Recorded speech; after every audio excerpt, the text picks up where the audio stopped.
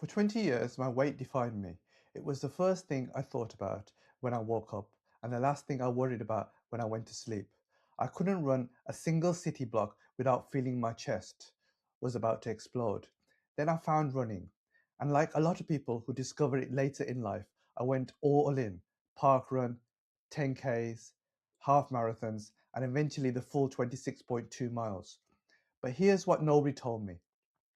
Running gave me a completely new body and a completely new set of problems to go with it. Niggles that wouldn't go away, a hip that clicked, knees that ached after long runs. I'd built this incredible engine, but the chassis couldn't handle the mileage. And the thing I kept ignoring, the thing I didn't want to admit, was that the solution wasn't running, it was the gym. I'm not a coach, I'm not a trainer, I'm just a middle aged runner who spent decades Obese and is now chasing a sub 4 marathon. But in the last 12 months, I finally got serious about strength training and everything changed. Let me show you what most runners over 40 are getting wrong, because I got it wrong for years.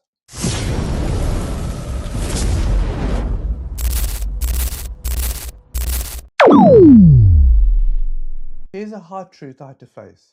After 40, you lose muscle every single year. Running doesn't stop it.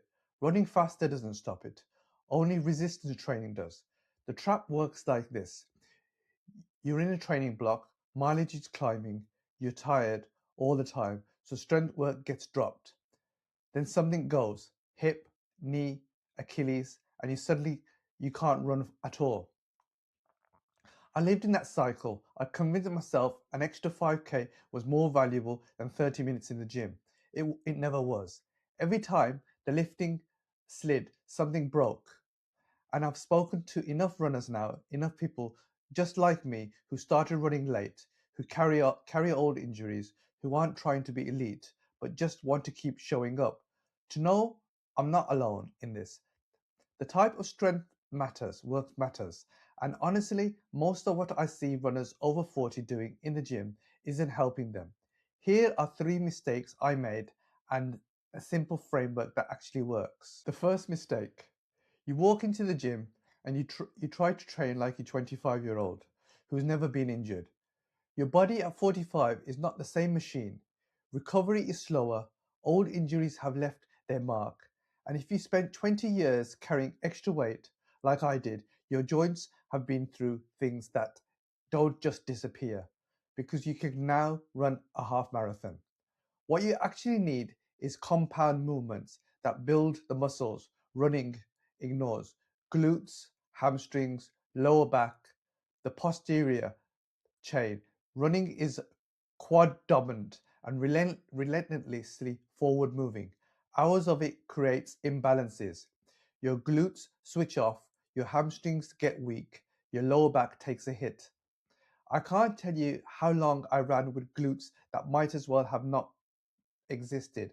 My paid the price. My hips paid the price. The fix is not complicated deadlifts, single leg work, glute bridges that actually load the muscle, not machines, not isolation exercises, functional compound lifts that build durability. Second mistake, and this one hits close to home. I lifted light for years, 5 kilo dumbbells, high reps, because somewhere I picked up the idea that runners shouldn't lift heavy, that I'd get bulky, that I'd be too sore to run the next day. This was wrong, and I wasted a lot of time. Here's what I eventually understood. You're already doing endurance work, 30, 40 miles a week of it. You don't need more endurance from the gym. What you need is strength, real structural strength that teaches your bones, tendons, and muscles to handle the load. The last two reps of every set should be genuinely hard, not dangerous, not ego lifting, but hard. If you could rattle off five more after you stop, you're not loading enough. Once I started lifting heavy, properly heavy, in 4 to 8 reps range, I noticed something. My running felt easier, my form held up better late in long runs. I wasn't slower from being sore, I was more efficient. Third mistake: You're avoiding the exercises that feel pointless because they don't make you sweat. Single leg stability calf raises with actual weight, hip mobility core work that isn't holding a plank for 60 seconds while you check your watch. Nobody gets excited about banded side walks. I certainly don't. But here's the thing. As we get older, we lose fast twitch muscle fibers faster than slow twitch. That explosive power you need when you trip on a curb or navigate a step downhill or sprint the final 400 meters of a park run. It's declining unless you actively train it. And the calves. Every runner I know has calves that are absolutely battered from miles of road running, but have never been trained under heavy load. They're overworked and under strength. A torn calf costs you 8 to 12 weeks of no running. Suddenly, calf raises don't seem boring. The hip abductors are the same. Weak hips are the single biggest predator of IT band syndrome and runner's knee. If you've been sidelined by either, you know exactly how soul destroying it is. If any of this sounds familiar, and I suspect it might, it would mean a lot if you could hit that like button and subscribe. I'm documenting my sub 4 marathon journey and sharing everything I'm learning along the way. And as someone who spent 20 years on the couch and now chasing something that once felt impossible. So here's what changed for me. Nothing revolutionary, just simple and consistent. 2 sessions a week. 1 isn't enough, 3 is unrealistic in a marathon block. 2 is the sweet spot. They're non-negotiable. Train movements, not muscles. Every session, a hip hinge, deadlifts or remaining deadlifts, a squat, goblet squats, Bulgarian split squats, a single leg move, lunges or deep ups, a push, a pull, a loaded carry. 6 movements, done. No machines, no 90-minute sessions, in and out. Match your lifting to your running. This is what finally clicked for me. When mileage is low, doing base building, lift heavy, push progressive overload. When you're deep in race-specific training, maintain the load but drop the volume. 2 sets instead of 3. During the taper, keep the movement patterns but drop the weight. After the race, rest, then rebuild. That's it. That's the whole system. The hard part isn't knowing what to do.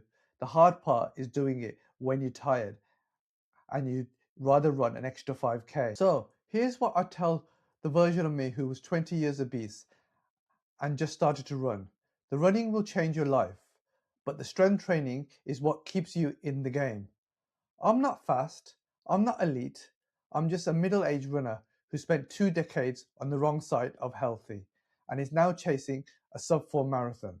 And what I've learned in the last 12 months, properly, painfully, through trial and error, is the best for runners over 40 aren't the ones running the most miles. They're the ones who stay injury-free long enough to stay consistent. Training blocks year after year.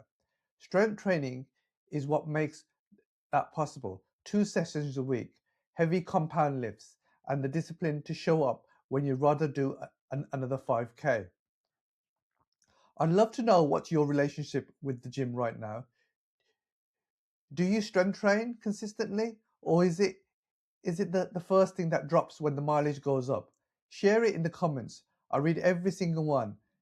Thank you for watching, and I'll see you on the next one.